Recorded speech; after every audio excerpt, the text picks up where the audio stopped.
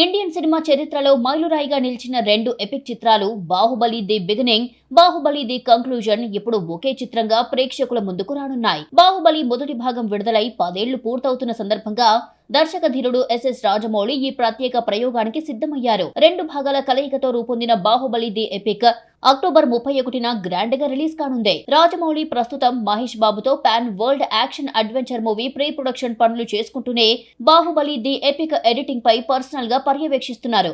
ఇక ఈ movie teaser release కి రెడీ అవుతున్నట్టుగా తెలుస్తోంది.